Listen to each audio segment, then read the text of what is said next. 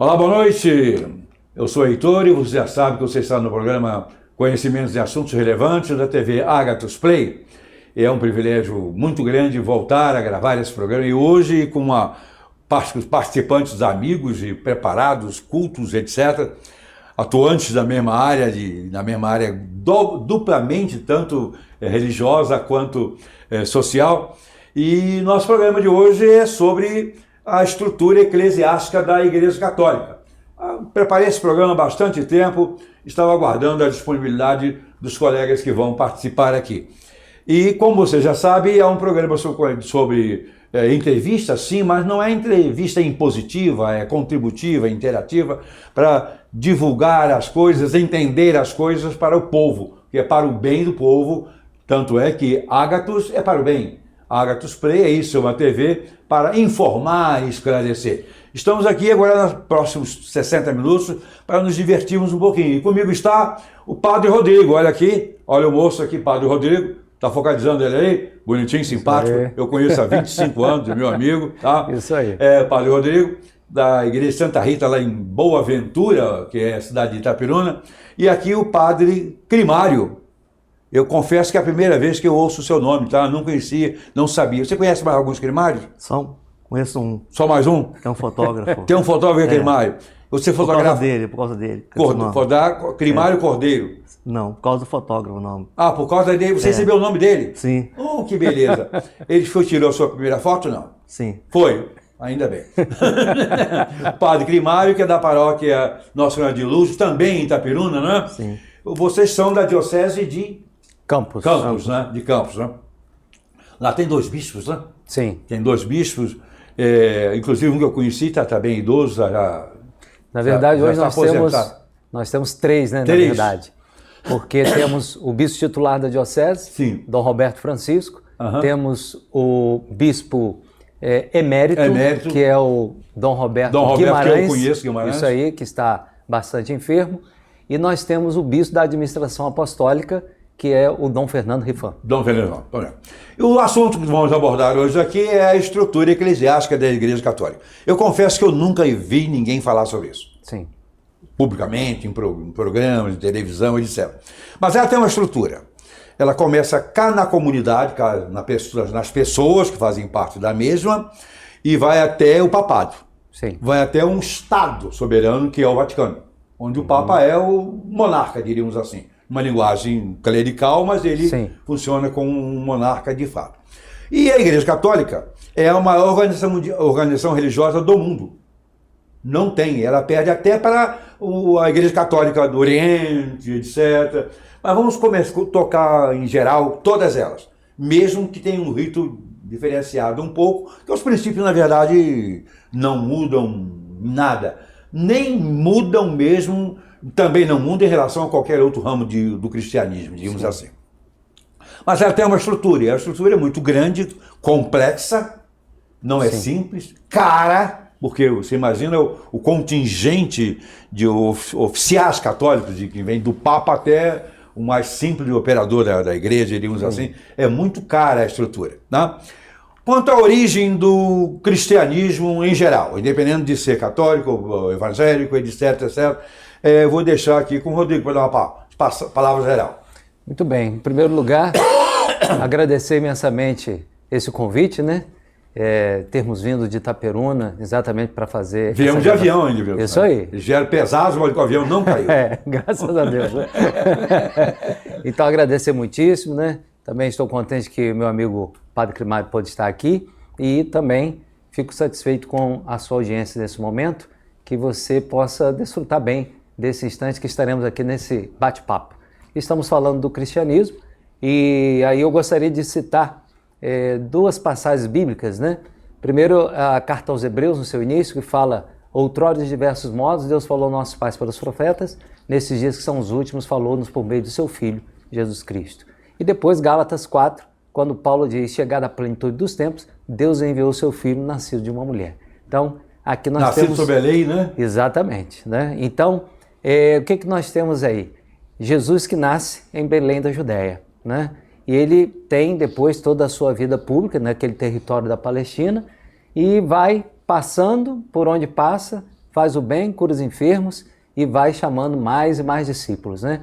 Até que a culminância da sua obra se dê em Jerusalém na sua morte e gloriosa ressurreição e posteriormente o dom do Espírito Santo. Então é ali nessa região que nós chamamos de Terra Santa que tudo acontece e é ali que tem início o cristianismo. E ele mesmo, Jesus Cristo falou, edificarei a minha igreja e as portas do inferno não prevalecerão contra ela. Eu gosto de citar esse versículo e deixar bem claro, qual igreja? A igreja dele, não falou que era a minha, nem a de vocês, nem de ninguém, a igreja dele. Bom, então o cristianismo começa em Cristo, anunciado desde o princípio, lá ainda no Éden, já anunciou que ele viria, mas dentro do cristianismo vem a Igreja Católica. A Igreja Católica ela surge um pouco mais à frente, aliás, bem mais à frente já, né? Diríamos assim que o Evangelho seguiu o nômade, ele seguiu de casa em casa, foi prosperando através dos apóstolos, etc. Sim. E o único apóstolo que não foi objeto de sacrifício foi João, que morreu lá, exilado na ilha de Pátimo. Pedro morreu crucificado de cabeça para baixo, é o que consta, né? Tá? Um desconforto danado, ser crucificado já não é brincadeira, de cabeça para baixo, o cara vomita, que situação terrível, né? Coitado. Bem, mas foram todos eles martirizados, menos João, que morreu exilado, mas morreu já com mais de 90 anos, quase 100 talvez. Bem, a origem da Igreja Católica, especificamente, quando ela começa, oficialmente começa mais ou menos quando? Primário. Segundo a teologia católica, o que a gente estuda é em relação a... quando ele falou para Pedro, tu és Pedro, edificaria a igreja, e Pentecostes, né? Quando definimos a plenitude, quando chega o tempo de Pentecostes, a vinda do Espírito Santo sobre os apóstolos. Mas a organização um tanto quanto, digamos, oficial dela, como igreja, quando ela passou a se impor, diríamos, diante do mundo como uma instituição religiosa grande. Foi na época de Pedro, claro, quando Pedro foi chamado por Jesus, né, para edificar a igreja. E também, depois da morte de Pedro, o primeiro Papa, que veio depois de Pedro, continua essa lição. E também, quando nós recordamos a pregação dos Atos dos Apóstolos, quando fala no anúncio do Evangelho, na pregação de Pedro, quando falava de Jesus, fazia uma catequese. O Rodrigo citou aqui um pouco São Paulo, mas a gente olhar bem o livro dos Atos dos Apóstolos, é um livro que narra totalmente, né, a pregação sobre Jesus. Quem foi Jesus? Ele é mais sobre Jesus, enquanto que Paulo foi mais sobre os desdobramentos, diríamos assim. É porque Pedro prega quem foi Jesus, né? Uma catequese que ele fazia para as comunidades, pregando quem foi Jesus, né? Que ele morreu, ressuscitou, depois apareceu para os discípulos, né? Mas o cristianismo no mundo deve, eu não vou dizer que deve muito mais, porque não existe dever mais a um, mais a outro. Mas em termos práticos, eu acho que o apóstolo Paulo foi mais ousado, né? Mais missionário. Se espalhou, foi missionário mesmo no mundo inteiro, né? Porque eu penso que ele fez assim uma grande transição do judaísmo para o cristianismo. E depois do cristianismo para o paganismo, né? Exatamente. Então ele fez esses dois links, essas duas pontes, e isso trouxe uma disseminação imensa. Muito mesmo. Bom, a história da Igreja Católica, ela se organizou, claro que ela não tem hoje a mesma organização que ela tinha no princípio, ela cresceu, ela se adaptou. É um processo, né? É um processo gradativo ao longo da história. Cultural, etc. Político, olha bem, a palavra político que eu estou dizendo não é político em relação à política se deu, não. Política é uma administração da coisa, né, da polis. Que a própria palavra política do grego era administrar a cidade, a polis, a cidade. Então, a igreja como um todo tem uma política, tem uma estrutura de legislação, de autoridades, etc. Em determinado momento da história da igreja, que ela cresceu, o protestantismo veio por um outro lado, avançou de todos os lados o trabalho da Igreja de Jesus Cristo. Mas em determinado momento houve o cisma da Igreja Católica do Oriente. Em que época foi isso? Mais ou menos no século X, né? Foi em 1054. 1054. Mais ou menos. Na verdade, foi um processo de décadas e décadas, né?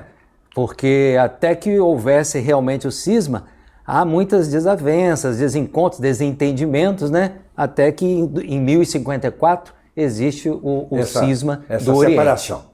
Mas essa separação não foi absoluta, não, foi relativa, não foi? Exato. No momento, foi uma coisa bastante assim, decisiva, mas hoje, graças a Deus, há uma grande aproximação.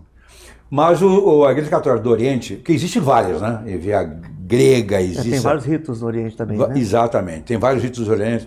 Existe a Igreja Católica, aqui no Brasil existe uma Igreja Católica Apostólica Siriana. Síria, sim, tem Síria. Da Síria, né? Melquita, Maronita. Maronita, etc. todas elas têm ritos um pouco diferenciados. Sim. Mas os princípios teológicos são os mesmos. São os mesmos. São os mesmos, né? Mas quando surgiu na época, tinha algumas divergências. Ah, tinha. Mas foram superadas, como você falou. No meio do protestantismo também tem divergências. Sim, como você falou. São chamados inimigos fraternos. Porque tem grupos no meio evangélico que não mete a mão não, que ele morde. Porque a tendência natural é de todo aquele que tem um princípio achar que o dele é perfeito, os outros são todos errados. Sim, sim. Mas isso não é uma questão de certo ou errado, isso é uma questão de ego. De estrutura de psiquismo humano. E não vamos mudar isso aí. Sim. E no caso, eles têm um patriarca em Constantinopla, mas estão em comunhão com Roma. Então, na época tinha. Mas eles são subordinados, digamos, eclesiasticamente a Roma? Não, a Roma também. Então, a Roma também, também, né? Também. Mas a do Oriente, exatamente, sim. do Oriente também. Tá. Então é o seguinte... porque, na verdade, há uma distinção, né? Existe a católica do Ocidente, a Católica Apostólica Romana, e tem a Católica Apostólica Romana do Oriente. Mas, além disso, existe a Igreja Ortodoxa, que não é submetida ao Papa. Não, a Ortodoxa é outra. Exatamente. Existe outra. Que é essa que eu estou falando a mesma coisa no Brasil. Existe a Igreja Católica Apostólica Brasileira. Sim. Mas aí um amigo também. Vocês vão se assustar. Eu, quando fiz a formação em filosofia, eu tive um padre da Igreja Católica Brasileira, que foi meu colega de turma. Estudamos juntos. E tínhamos muita amizade. Eu sou um cara bem liberal, boa papo, mentiroso, né? De brincadeira. Não, mas sou de conversa fácil, né? E nós tínhamos uma boa amizade, eu com ele e mais uns 2 ou 3 pastores. Quando terminamos o curso, ele já era bispo da Igreja Católica Apostólica Brasileira, não é da Romana, ele já era bispo. Bem, eu nunca dialoguei com ele sobre questões religiosas, mas ele me convidou. Terminamos a formatura em março ou abril de 2012. 2013. 2013, né?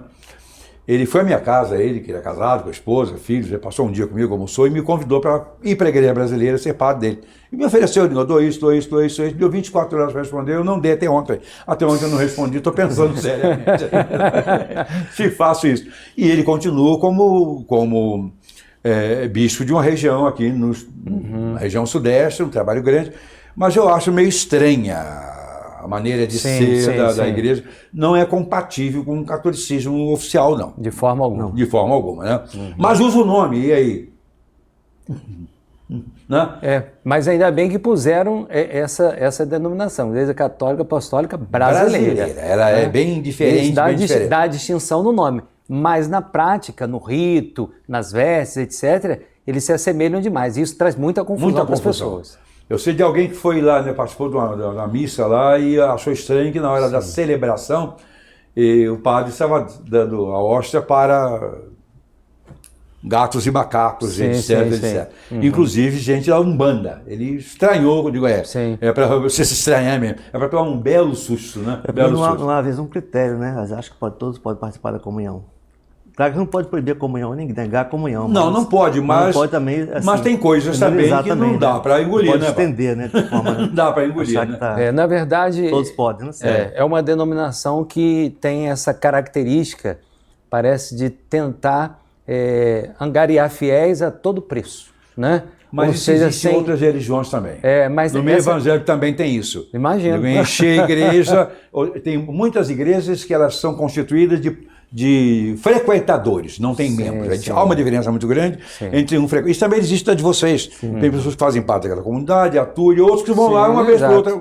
E por exemplo, pastores até oferecem casamento assim, fora da igreja, coisa que atrai as pessoas, casamento na praia, na beira da praia. Eu deixei de fazer um casamento na praia, em Arraial do Cabo, de um parente que queria casar na praia. Eu digo, eu não vou fazer uma celebração, embora fosse evangélico, não vou fazer uma celebração na praia que pode vir a ser confundido como um trabalho aí em Mazá. Não vou fazer e não fiz. Ficou com raiva de mim, mas não tem problema. Voltamos já com o segundo bloco.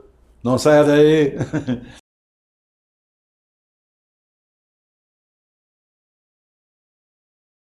Voltamos com conhecimentos de assuntos relevantes, tratando hoje da questão da estrutura eclesiástica da Igreja Católica, com o padre Rodrigo e padre Quimário, né? Eu juro que eu nunca tinha ouvido esse nome, mas agora aprendi e não vou esquecer mais não. A hierarquia na Igreja Católica.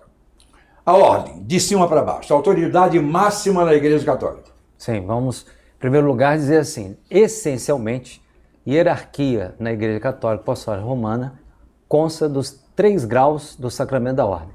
Primeiro grau, o diaconato, segundo grau, presbiterato, terceiro grau é o episcopado. Então, essencialmente, é isso aí. O mais, nós temos, são desdobramentos, que tem a ver com as funções, entende? Então, quem é o Papa? O Papa é o bispo de Roma, que por herdar o ministério de Pedro, quando Jesus disse, apacenta meus cordeiros, minhas ovelhas, etc, etc, ele se torna o pastor universal da Igreja. Mas ele é um bispo entre os outros bispos também. E aí o magistério se dá como? Todos os bispos em comunhão com o bispo de Roma. E isso é que caracteriza a nossa caminhada. Mas, na verdade, o que caracteriza é o mesmo nível absoluto, embora relativamente esteja dividido, diríamos assim. Distinto, de cada um com sua distinção, mas é preciso que haja sempre a comunhão com a Igreja de Roma. Isso é fundamental. Aí por isso que, aí se nós desdobrarmos, vamos dizer, de cima para baixo, nós vamos ter, por exemplo... que eu vou entrar agora. Vai entrar? Pode fazer a pergunta. Abaixo do Papa, diríamos assim, abaixo que eu digo, que ele não é que ele esteja acima, ele está num nível X, juntamente com a sua função, com o seu ministério. Mas dentro desse episcopado global, abaixo do Papa vem o quê? Os cardeais. Cardeais. É todo o colégio dos cardeais. Isso, colégio, exatamente. Né? Colégio cardinalício, que chama. Esses cardeais têm os eleitores e tem os não eleitores, não é isso? Exatamente. Os eleitores é até que idade? Até 79 anos. Até 79. Que votam, né? Isso. Os outros continuam com as mesmas funções, mas... Não votam. Não votam mais. Exatamente. E pode ser votado? Também não, né? Também não, né? Os não eleitores não podem ser votados. Isso. Então, até a idade que ele terminou ali mesmo. Pois é. É ali, nivela o seu compromisso com a Igreja e, consequentemente, não pode assumir o papado, né? Então, os cardeais. Abaixo dos cardeais são os bispos. Aí vem os arcebispos, arcebispo, diria. Exato. Arcebispo. Né? Depois os arcebispos... Arcebispo é bispo alto, né? Exato. Arcebispo, o que é? Na verdade, a Igreja ela vai subdividindo-se, né, territorialmente por meio de dioceses. São dioceses, são territórios sob a jurisdição de um bispo. Então, um agrupamento de dioceses chama-se província. Dentro da província existe aquela que se chama arquidiocese. Por quê? Porque ela é a primeira dentre elas e a mais importante dentre elas. Por isso que o bispo de uma arquidiocese recebe o nome de arcebispo. Ou pode ser, no caso, talvez a cidade maior, uma capital, né? Que é uma arquidiocese. Tem mais relevância, né? Tem mais tempo. E tem também o bispo primaz, né? Mas aí o bispo já é outra coisa. Salvador. O bispo primaz, exatamente por quê? Porque ele é o bispo da primeira diocese daquele país. Tá. Mas tem pessoas que não sabem. Exato, mas aí seguindo, já para complementar, né? Aí vem os bispos, os padres e os diáconos. Então, fundamentalmente, nós temos o diácono tem 2 tipos de diácono, né? Ou tem mais? Exatamente, 2 tipos.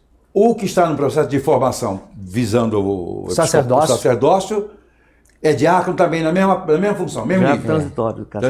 Isso aí. É transitório, que você vai deixar de ser diácono para 6 meses a 1 ano, né? Mais ou menos esse prazo que fica. Né? E há caso de consagração de um padre sem ter sido diácono, não? Não. Sempre primeiro grau é diaconato. E os outros diáconos em serviço, eles não aspiram e nem podem assumir... Só em caso ficarem viúvos, né? O viúvo pode. Depende de cada caso, o bispo analisar. A formação teológica é a mesma. Praticamente quase a mesma. A formação teológica hoje do sacerdócio católico consiste em quantos níveis? É filosofia e teologia, né? Filosofia. Total de quantos anos? Talvez 3 de filosofia e 4 de teologia. 7 anos. E contando talvez 1 ano de propedêutico, que fala 1 ano de preparação, talvez 8 anos. 8 anos por aí. Isso. E depois, no caso, tem aquela parte de escrutínio, né? De fazer... Avaliar o candidato. Né? Isso aí em todas existe. A igreja teológica, a igreja evangélica, a formação teológica de filosofia está junto com a teologia. Né? Sim. Sempre esteve. Tanto é que quando a gente fazia os aproveitamentos de estudos, nós encontrávamos lá padres e pastores. Não, só com os padres com 2 currículos, um da filosofia e outro da teologia, e os pastores com um currículo só com todas as matérias mixadas, né? Bem, então, vamos pegar o teto. Papa. Abaixo, cardeais. Há o cardeal eleitor, que é aquele que vota, os outros dão. Abaixo dos cardeais, arcebispos. Abaixo dos arcebispos, bispos. E abaixo dos bispos, padres e diáconos. por fim, diáconos. Certo, muito bem. E Monsenhor, o que é um Monsenhor? Monsenhor é um título dado a um padre, né, que tenha feito um trabalho na diocese, que é reconhecido pelo bispo, mas depende de cada diocese. Mas não é um sacramento. Não é um sacramento. É um título de reconhecimento. É um título.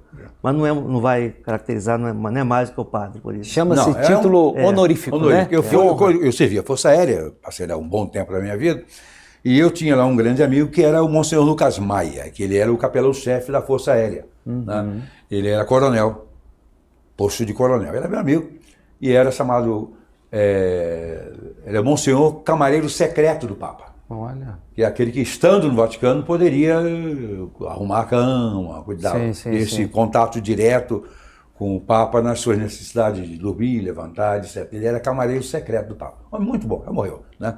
Mas tinha uma boa amizade com ele. E tinha um outro capelão que não gostava de mim. Ele me atrapalhou, ele não me deixou entrar para o quadro de capelania da Força Aérea. Mas não tem problema não, eu me dei bem assim mesmo, graças a Deus. Bom, agora... eu acho que não existe, mas vou perguntar, existe diferença entre um padre e um frade? Na realidade... Na prática frade, não, né? Pode ser, às vezes esse frade não é ordenado padre, né? Depende muito. Ah, é? Então nem todo frade é um padre? Nem todo, não. Porque os franciscanos, por exemplo, os franciscanos, eles têm os frades e tem os padres também. Tem que ter os padres para atender a comunidade, para celebrar a missa. Os ofícios são feitos pelo... Como os mosteiros também, tem os irmãos, né? E tem alguns que são... Mas então os ofícios da igreja são pelos padres? Sim. Os frades não fazem, não têm os ofícios? Mas... Não o de celebração do casamento, sacramentos, Eucaristia, eles não fazem isso. Isso não. Não. Eu pensei que fosse rigorosamente igual, mesmo patamar. Não, porque na verdade o frade, ele é membro de uma irmandade, né? Então, frade, frei, frater, tudo isso significa o quê? Irmão, né?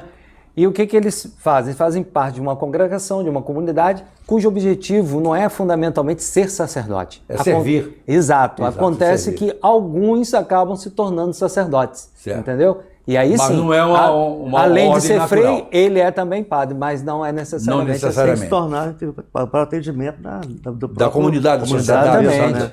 Sempre fizeram grandes trabalhos. Né? Sempre. E nesse caminho segue também as freiras. É mais ou menos a mesma coisa? São as freiras. As freiras. Não é serviço. Isso, exatamente. Só serviço. E cada qual com seu carisma, né? Certo. Então tem ordens, né? Isso. São várias ordens? São. Na verdade, nós temos as ordens, as congregações, que hoje são chamadas de quê? De institutos de vida religiosa. Né? Tanto as ordens e congregações hoje estão todas sob esse título, né? É um instituto de vida religiosa. Cada qual com o seu carisma. E seu objetivo também prático, né? É o caso da educação, por exemplo. Exatamente. A educação, que eu saiba, eu não sei se procede, mas todos os colégios Santo Antônio que eu conheço são de freiras. Exatamente, porque são freiras de congregações que se direcionam à área da educação. Como os salesianos, por exemplo. Né? Que é uma outra congregação. Exatamente. Nós temos, por exemplo, as irmãs paulinas. Elas são voltadas para a área de comunicação, entendeu? Então, cada congregação tem seu carisma próprio, tem seu objetivo próprio. Tem sua função, tem sua proposta de atividade dentro do seio da igreja. Coisa curiosa, eu sou professor, aposentado, claro. Quem não sabe disso, eu estou aposentado como professor, tá? Ganhando bem, etc. Bom, então...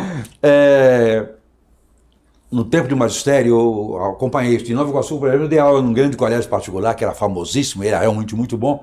E tinha um segundo colégio, não segundo que eu digo em ordem. Não, é um outro. Sim. Outro colégio de importância também capital. Eram os dois principais colégios disputando cabeça a cabeça, diríamos assim. E era o colégio das irmãs.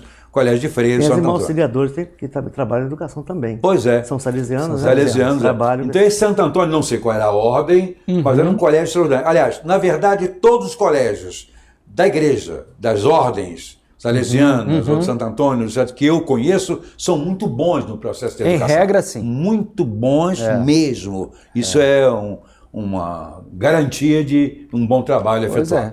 Nós, na verdade, vínhamos conversando com Elias, que é de Muriaé, né? Lá nós temos o Colégio das Marcelinas, né? Que é um excelente colégio também. Onde você vai que encontra, numa cidade, um colégio religioso, a tendência é que ele seja um dos melhores. E é mesmo, essa é a verdade. Vamos na parada um pouquinho, tomar uma água se for, se trouxerem pra gente, um café talvez, quem sabe nunca, né? E voltamos já com conhecimentos de assuntos relevantes.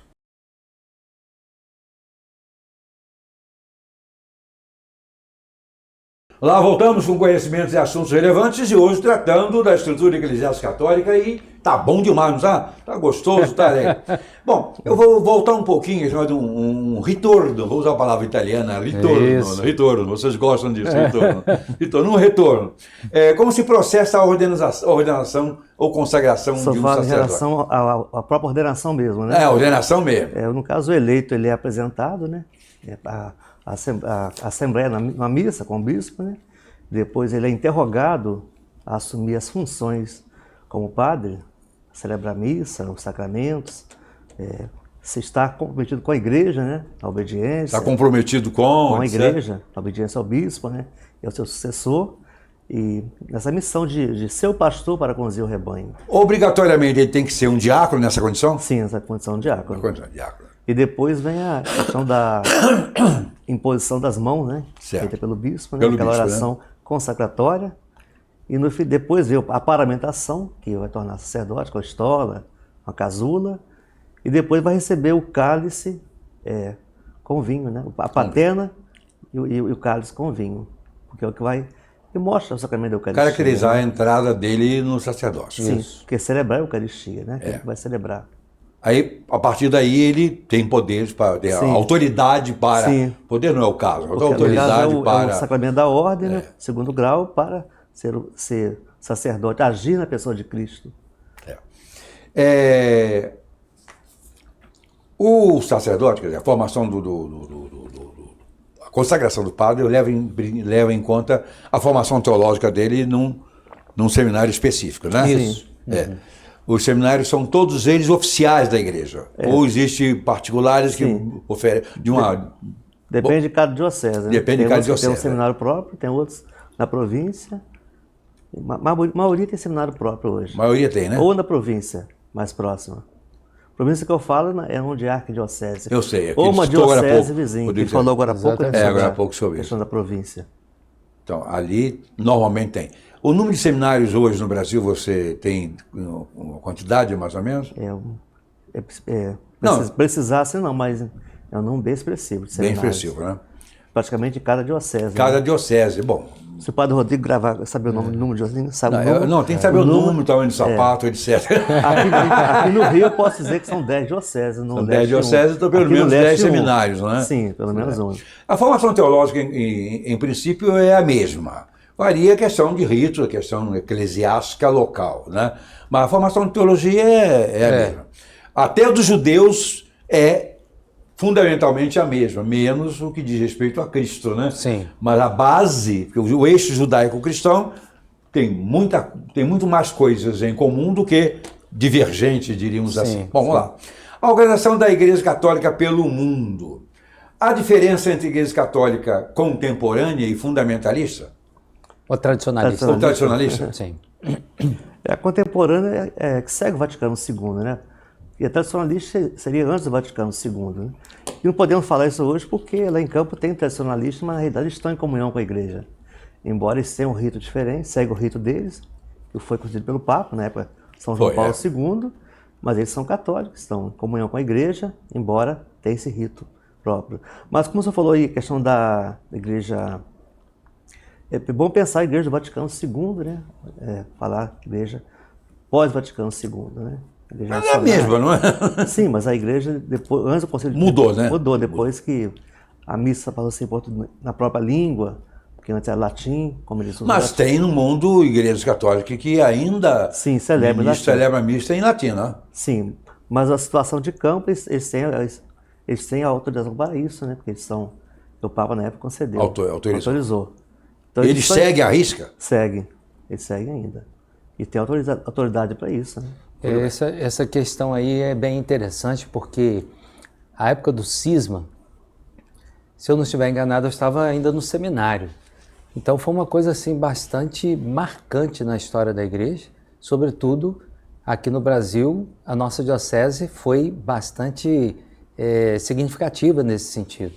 Então foi um momento de muita dor, né? Muito sofrimento, porque todo cisma é muito traumático. Sempre. Né? E havia, eu me lembro, assim, essa dificuldade de aceitarem a respeito do Vaticano II, de modo particular a questão dessa possibilidade de celebrar, né, voltado para o povo, na própria língua, etc. Também havia uma dificuldade com documentos referentes a ecumenismo, diálogo religioso, né, e outras coisas ainda.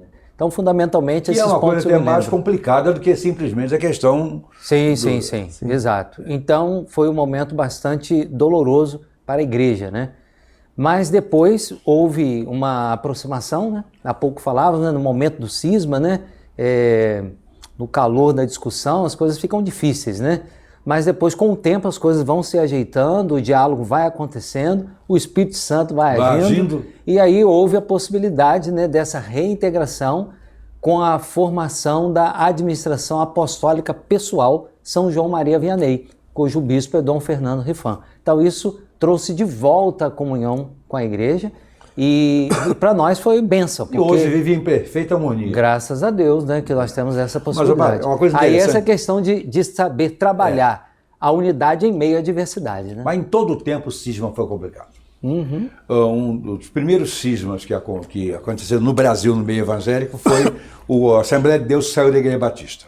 2 missionários que praticaram os ritos segundo a ótica pentecostal. Sim. Dentro da primeira Igreja Batista em Belém. Foi um horror. Foi Belém, né? Belém. Foi um horror, foi um sofrimento danado. O tempo passou e depois veio uma certa discrepância, um certo mal-estar entre batistas tradicionais e pessoal da Assembleia de Deus, não passavam juntos na mesma ponte, ou um ia e outro vinha, mas os dois não cruzavam com medo da ponte cair, ou de um empurrar o outro. Isso aconteceu. Na minha família, meus pais já eram da Assembleia de Deus, depois passaram para a Igreja Batista, e eu acompanhei essa rixa, esse resquício daquele cisma. Hoje não há mais, porque o tempo se encarrega de nivelar as coisas.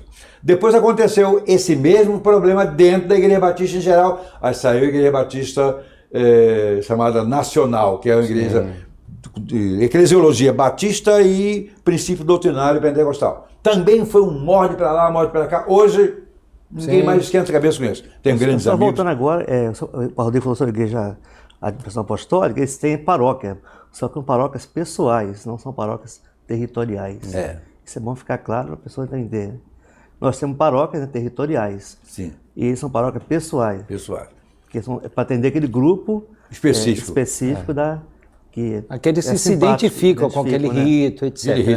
Bom, então, no caso, esse cisma aconteceu. Aconteceu na Igreja Metodista, saiu a Igreja Metodista Wesleyana. Sim. Aconteceu antes da Wesleyana, saiu a Igreja Metodista Ortodoxa. Eu não sei qual a diferença que existe entre uma, mas um bispo da Igreja Metodista Ortodoxa, foi meu professor de hebraico. Também não aprendi nada de hebraico, não tem problema nenhum. Ele ensinava hebraico e parecia que estava falando em grego. Coitado. Você aprendeu grego, então? O grego eu me dediquei, estudei grego, etc. Lecionei grego, leciono grego, gosto de grego. A grega seria melhor, mas eu estou me contentando ultimamente só como grego mesmo. As dioceses é isso aí, ou seja, é onde é um território sob a jurisdição de um bispo. Então, vamos dar o exemplo da nossa diocese de Campos. A sede está em Campos, onde nós temos a cátedra do bispo, portanto a catedral. E a nossa diocese ela é composta de 17 municípios. 17 municípios. Então tudo isso é sob a responsabilidade de um bispo, que é Dom Roberto Francisco atualmente. É muita responsabilidade. Muita coisa. O total de padres ali, vocês têm quanto? 85 média. Por aí, né? E sem contar que temos também 2 regionais, 2 vicariatos, né? Vicariato Norte, que abrange a região de Campos, e o Vicariato Noroeste, onde nós estamos, Itaperuna, toda a região do Noroeste Fluminense. E cada vicariato tem foranias, são grupos de paróquias também, formando esse vicariato. Isso para facilitar o trabalho pastoral. Bom, eu acredito que para facilitar também tem entrado a figura do ministro da Eucaristia. Sim. Explica direitinho o que é o ministro da Eucaristia. O ministro da Eucaristia é um leigo que ele é convidado para receber esse ministério. Há uma preparação, depois há uma investidura. Então, ele auxilia o padre distribuir a Eucaristia dentro e fora da missa, porque ele leva comunhão aos enfermos. Além disso, ele também pode expor o Santíssimo para a adoração dos fiéis, né? E fazer outras atividades. Muitas vezes também o ministro da Eucaristia atua como aquele que faz as exéquias, né? Na ausência do sacerdote, do diácono. Então o ministro da Eucaristia está exatamente relacionado a esse tipo de trabalho que nos ajuda bastante, né? Até porque, dependendo da situação, um padre, às vezes, numa cidade, para cuidar em momentos de exéquias, exatamente. De todos, de vez em quando ele é a vítima também. Até da comunhão também, para missa, para acelerar um pouco, né? A distribuição da Eucaristia na missa, né? Mas eles celebram o casamento, não? Eles celebram o casamento, não? Não. Mas se ele tiver um título de juiz de paz, ele pode. O leigo, para assistir a um matrimônio, ele recebe uma autorização como testemunha qualificada. Para assistir em nome da igreja aquela celebração matrimonial. Entendeu? Então esses são manejos necessários à estrutura Agora, o ministro da Eucaristia, ele recebe a investidura e tem um tempo previsto, depois ele deixa de ser ministro, outros são investidos. Ele não é ad eterno? Não. Na igreja evangélica, em geral, os diáconos e presbíteros são ad eterno. Os pastores também. Sim. Mas o pastor deixa de ser pastor se ele for excluído, afastado da igreja. Aí ele pode voltar, mas ele terá que ser reconduzido. Só não é mais submetido à imposição de mãos. Entendi. Somente exames. Acontece. Mas quando acontece isso aí, o cara vai... Eu falo também em relação à ceia, o pastor que realiza a ceia, né? O pastor realiza a ceia com auxílio de diáconos, e não tendo diácono, que não é obrigatório das igrejas, né? Ele pode convidar pessoas que... E não é semanal a ceia? Não é. Normalmente mensal, 3 vezes por mês, e tem igrejas no interior que não tem pastores, raramente vai um lá, faz logo tudo, batiza, celebra a ceia, etc. Porque é um governo local, né? A eclesiologia, pelo menos a eclesiologia batista, é uma igreja congregacional. Tem uma igreja chamada congregacional também. Tem. Então, o modelo de governo é congregacional. Aquela congregação que decide tudo ali. Onde o pastor é apenas um nomeado ele é o primeiro entre iguais. Ele não é superior. Né? Ele tem os ofícios, ele batiza, ele celebra a ceia, etc. Mas ele não é superior. Não. A congregação que decide. Então tem a igreja batista, a igreja congregacional, tem muitas Assembleias de Deus que são também congregacionais, casa de oração, tem muitas na nossa região, casa de oração, né? Sim, tem. Tá? Onde o presbítero, ele é o presidente, ele é pastor de fato, que na verdade é um presbítero e é um pastor. Né? Ele é pastor de fato, embora já existam algumas casas de oração com pastores ordenados, mas em princípio é um presbítero, ele é um igual ali, e ele preside. Existem também outras igrejas com ritos mais diferenciados, mas é a coisa, liberdade é liberdade, o direito constitucional de o fazer, cada um faz do seu jeito. Aproveitando só um momentinho, que só há pouco mencionou, sobre o Ministério do Pastor, também aproveito, já que nós estamos aqui no programa Conhecimentos e Assuntos Relevantes, muitas pessoas também não conseguem compreender quando o padre deixa o seu ministério. Então, em regra, as pessoas dizem assim, fulano deixou a batina, fulano deixou de ser padre. Na verdade, o que acontece é o seguinte, como o sacramento da ordem, ele concede uma marca indelével, ou seja, que não pode ser eliminada. Continuará sendo padre. Ele continua sendo padre, né? Ou seja, então ele permanece sendo padre, ele deixa de ser clérigo, não é? Mas padre sempre será padre. Ele as funções específicas, mas ele continuará sendo padre. Perde, no caso, o uso de ordem. Ad perpétuo, ele está acabado. Exatamente. E outra coisa, também quando o senhor falou da maneira congregacionalista, né, de trabalhar, nós somos párocos, né, nós temos essa autoridade como párocos, mas nós temos, em regra, o quê? Um conselho administrativo e um conselho pastoral. Né? O conselho administrativo vai nos ajudar na parte econômica, na parte patrimonial e coisas semelhantes, toda a parte administrativa. E o pastoral nos trabalhos pastorais. Eles têm, porém, não uma função, diríamos, deliberativa, mas consultiva. Então, com eles nós caminhamos também nas comunidades. E laboral, né? Trabalho. Isso, exatamente. Voltamos já com o último bloco sobre esse assunto querido, gostoso para Chuchu, que é a estrutura eclesiástica da Igreja Católica. Voltamos já.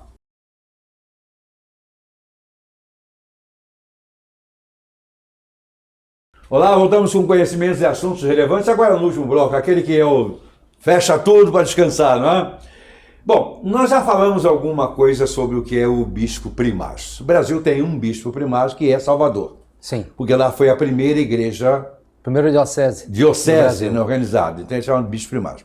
Isso na verdade não é um título, é apenas uma condição de... Isso. Qualquer bispo que assuma aquela diocese será chamado de bispo primaz. Exato. Ele não tem nenhuma hierarquia sobre os demais, né?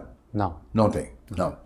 Nem privilégios assim, de presente dos bispos. Ele é um arcebispo e é também cardeal. Ele também é cardeal, né? Uhum.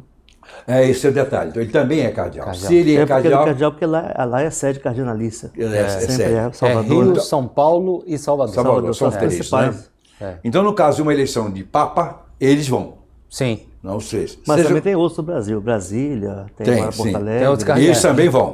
Manaus, que agora é um cardeal também. Cardeal. Então todos os cardeais vão, sim. independente de serem eleitores ou não. Isso. Também. Os eleitores têm que ir, né? Tem que ir. Os não eleitores poderão ir ou não. Eles estão na ativa, né, José? Estão na ativa. Tá no trabalho. E o eleitor significa que, no caso de vacância do Papa, isso, é eleito um entre outros. A eleição de um Papa é feita por critérios absolutamente internos, né? Exato. Há um conclave. Um conclave, há um modelo a seguir, há uma ordem naturalmente lá. Eu não sei, talvez vocês não saibam, se há uma indicação, se é uma escolha espontânea. Eu acho que é uma escolha espontânea. Certamente. Certamente, de todos os arcebispos, os cardeais que ali estão. Isso. Né? Todos ali estão. Parece que é em torno de 120, não pode ser mais do que isso. Não pode, né? Está vendo? É 120 cardeais. 120 eleitores, né? Eleitores. Isso aí. Votantes e Parece eleitores, que né? atualmente nós temos 114 eleitores. Tem menos do que os 120, né? É. O pessoal tem mania de morrer, né, rapaz? Tem mania de morrer. Bem, há a limitação de idade que você citou 79 anos. 80 já não pode mais eleito, nem ser eleito. Mas com 79 ele pode ser eleito. Pode ser eleito. E aí fica mais 10 anos, ou tanto quanto possa, né? Tá bom.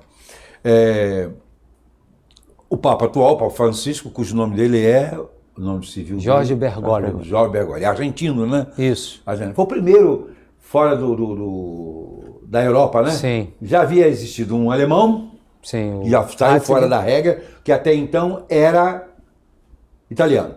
Sim. O polonês também? Polonês? É o polonês, né? Polonês também. O polonês. O alemão, um polonês e um alemão? Sim, um polonês e um alemão foram os dois fora da regra, né? Sim. E agora o terceiro foi... Argentino, né? O argentino, o Francisco. Bom, ninguém está aqui para especular sobre a condição de saúde do Papa, mas não é boa, né? Sim. A patologia dele não é boa, a idade também já está bem alta, né? Uhum. Mas haveria alguma tendência hoje no mundo, falo isso, não falo como oficiais da Igreja Católica Romana, estou falando como pessoas, católicos em geral. Haveria alguma tendência a um outro Papa ser fora da linha italiana ou um retorno à linha italiana? Eu pessoalmente acho que deve voltar para a linha italiana. Pessoalmente eu acho. Uhum. Que foram dados 3 passos fora. Sim. Eu acho, mas eu acho é só por uma questão de achismo mesmo, né? Sim. Não há nenhuma tendência não, né? Assim, a princípio não. Eu até penso que talvez não volte, porque custou, né, a sair desse contexto. E eu entendo que vão tentar alguém fora do contexto italiano. Eu penso que sim. É que ele teve muitos cardeais que foram eleitos depois também. Escolhidos por ele depois. Então isso pode mexer um pouco, né? Isso aí é a questão política que funciona, né? Política, digo, no sentido saudável da coisa, né? Mas a verdade é que a escolha é uma escolha unânime, diríamos assim, né? E aceita entre tais está acabado. Agora, são essas congregações, ou ordens. Isso. Citamos agora há pouco, em blocos anteriores, a questão das freiras, por exemplo. Das congregações, das ordens religiosas, que eu falei que são institutos de vida religiosa. De vida religiosa, né? Que são, digamos, não são acessórios, a gente tem atividades específicas dentro da atividade... são os diversos carismas que há na igreja. Né? Os principais quais são? Você se lembra de alguma? Não existem principais propriamente, mas existe, por exemplo, nós falamos na área da educação. Educação. Mas, por exemplo, na área da saúde, temos, por exemplo, os camilianos, né? tem o Hospital de São Paulo, o Hospital de São Camilo, onde eles são dedicados à questão do hospital, à área de saúde, a pastoral da saúde. Aliás, tem muitos hospitais com o nome do Hospital São Camilo. Lá em Itaperuna tinha um. Exatamente. Que hoje agora está nas mãos da Unimed, hein? Clínica São Camilo, né? São Camilo. Era um hospital Clínica São Camilo que hoje está nas mãos da Unimed. Sim. Mudou de nome, inclusive, né? Eu já observei isso, né? Mas eu não sabia por quê. Achei que fosse uma questão aleatória, mas não é. É uma questão de dedicação. Exatamente. Dedicação. Tem camilianos, né? Por exemplo, tem os redentoristas, né, que atuam lá no Santuário de Aparecida. Eles são missionários também, né? Eles desenvolviam e desenvolvem, né, um trabalho de missão muito interessante. Até quando eu estava em Campos realizei isso, de fazer visitas às casas, realizar um evento nesse trabalho missionário. E também o padre de congregação ele não está restrito ao contexto diocesano, né? O padre de congregação ele pode ir para qualquer lugar do mundo onde exista lá a sua congregação. E ele não está diretamente submisso ao bispo, ele está submisso ao provincial, que é o superior da congregação. Da congregação. Isso aí. Mas eles não trocam de congregação. Pode acontecer, mas em regra não. Em regra não, permanece aquele princípio. Isso. Franciscano, por exemplo, vai vir toda. Mas muitos têm deixado para serem padres diocesanos. Alguns deixam a congregação e entram para uma diocese. Tem acontecido alguns isso acontece isso, se dá, né? Não há nenhum problema, que é tudo igual. Exatamente, mesmo, né? No final de tudo, todos nós temos que estar em comunhão com o bispo. Correto. Então tem os franciscanos. Temos. Sim. Franciscanos, temos salesianos, temos redentoristas. Jesuítas. Jesuítas, há uma infinidade de congregações. Os jesuítas são uma organização religiosa, mas com um aspecto um tanto militar, né? Uma organização bastante rígida. Né? Educação também. Educação também. São muito ligados à área universitária, né? Certo. A área da ciência. Mas no Brasil a educação começou com eles. Sim. Foram eles que vieram para cá com a educação. Não foram outros, né? Exato. Uhum. Quer dizer, como São Paulo surgiu São Paulo, né? Vitória. Vitória. O estado do Rio tem muitas organizações educacionais dirigidas por eles. Bom, então a hierarquia começa cá embaixo com, diríamos assim, com o Ministério da Eucaristia, que é um serviçal da igreja. Mas aí não é a hierarquia. Não. A hierarquia sempre começa com o diaconato. Diaconato, Aí é um serviço mesmo. É um serviço mesmo, né? Vai o diaconato, presbiterato, que é o padre, depois vem o episcopado, né? Aí tem o bispo, pode ter o arcebispo, o cardeal e o papa. Aí o papa, né? Na verdade, é uma hierarquia pequena. Sim. Na essência, depois se distribui de acordo com as funções. Com as funções. Com os encargos, que nós costumamos falar. Aí já não tem que ser sacerdote, mas aí já... tem as freiras, né, que tem umas mais variadas congregações também, né? Exatamente. Agora, existe no mundo inteiro igrejas católicas que não são ligadas ao Vaticano, diríamos assim, igrejas chamadas, né? Movimentos diferentes, né? Eu não sei, a Igreja Católica Apostólica Siriana, por exemplo, eu sei de um padre, eu conheci um padre que foi meu amigo, etc., foi meu aluno depois substituiu em determinada atividade em Salvador. Ele era meio engraçado, meio pirado. Mas ele, não sei a fidelidade, qual a ideia dele em relação à igreja. Eu sei que ele havia sido romano, passou para siriano, depois saiu, casou, etc., enrolou. Porque lá os padres podem casar, isso nós não falamos antes, né? Os padres ortodoxos casam. Os ortodoxos eu sei que casam, mas o siriano eu não sabia. Talvez sim. Mas também é bom lembrar que os padres da Igreja Católica Apostólica Romana do Oriente também se casam, podem se casar. Sim, porém, só entre os celibatários é que são escolhidos os bispos. Critério é critério, está acabado. O critério funciona como critério e não por outra coisa, né? Quando teve o Concílio de Elvira, definiu que os padres não iriam casar, mas lá no Oriente eles preferiam. É uma questão até cultural mesmo. Né? Não adianta, porque o mundo é muito grande e as culturas são variadas. Claro. Não adianta, não se pode engessar coisa nenhuma nesse mundo. Eu acho que a Igreja Católica, com a estrutura que tem, é muito grande. Não estou dizendo que é grande, comparando para a não. E consegue se manter com bastante... Isso realmente é uma coisa muito desafiadora e admirável. Porque uma instituição, para se estruturar de forma mundial e de uma maneira tão orgânica, é um desafio tremendo. Não é fácil. Veja bem, a Igreja Batista, eu sou batista, batizado na Igreja Batista com 12 anos de idade. Sou pastor há 53 anos, tenho mais tempo de pastor do que você tem de vida. Eu estou para completar 33 de sacerdote. Então, 53 anos de pastor, etc, etc. A Igreja Batista Brasileira no mundo todo. O mundo batista, mas é o mais estranho, porque você encontra Batista do Sétimo Dia, que tem a rotina eclesiástica da Igreja Adventista do Sétimo Dia. Tem Batista Renovada. Batista Renovada, Igreja Batista do Calvário. Batista do Calvário, Batista Pentecostal. Tem Batista de todo mundo. Cá embaixo é dividido, mas lá em cima, que eu digo, sim. Na Aliança Batista Mundial é tudo unido. Curioso que lá é tudo unido, na Aliança Batista Mundial. Mas a Aliança Batista Mundial não tem ingerência em cima de igreja nenhuma. Exatamente. É só uma questão organizacional. Exatamente, é isso aí. Tivemos nossa igreja se mantém, para realmente saber. Exatamente, ou seja... Confiamos que é guiada pelo Espírito Santo. A coisa funciona, tudo nesse mundo funciona como funciona e não como nós achamos que deveria funcionar. Né? Porque, como diz o Rodrigo, é bem harmônica mesmo, porque... Porque na verdade você manter uma unidade em meio a tanta diversidade é uma coisa complexíssima, né? Porque haja vista a questão cultural, né? Pois é, porque você vê, a teologia, os princípios eclesiásticos, tudo bem iguais. Mas quando você sai de uma igreja católica no Brasil, vai a uma igreja católica na África, uma coisa entra no Oriente é outra coisa, e é o mesmo princípio, é mais por causa de quê? Porque as pessoas não são iguais. Exatamente. As culturas são diferentes, o jeito de ser, a maneira de pensar. Isso é em todos os meios. De expressar a própria fé, de realizar a própria liturgia. Não adianta, vai ter que ser assim. É uma questão cultural, a religião. Exatamente. Sempre foi assim e não confundir unidade com uniformidade. Uniformidade nunca vamos ter. É a múltipla manifestação da graça de Deus para o que é útil, né? Padres, obrigado, muito obrigado pela presença de vocês. Nós somos vizinhos, né? Você é meu vizinho. Se você quando não ronque lá, o dia que se você pipifar, toque, porque eu assumo compromisso se o meu pipifar... Eu prometo usar todos os dias agora. Eu também uso, não deixo de dormir não. Eu agradeço por essa oportunidade, eu tenho um pouquinho para estar aqui. Qualquer coisa que você precisar, não sendo dinheiro, pode me procurar. E se for dinheiro, eu lhe procuro, porque eu sei que a sua paróquia é rica, brincadeira, né? Nós somos vizinhos.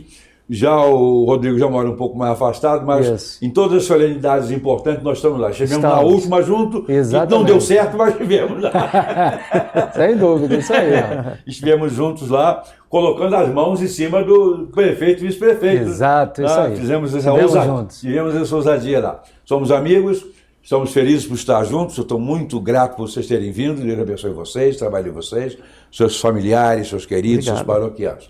Eu esperava que seria, no caso, ele pilotar o avião. Né? Exatamente, agora o rapaz outro está pilotando, o que dele está aí, não saiu, né? E nós agradecemos imensamente o carinho, a amizade, a atenção, que Deus possa retribuir sempre mais. Muito obrigado. Obrigado. E na próxima semana voltaremos aqui com conhecimentos de assuntos relevantes. E esse camarada meio inteligente, muito mais bobo do que qualquer outra coisa, mas estaremos juntos trazendo boas informações para você. Até lá!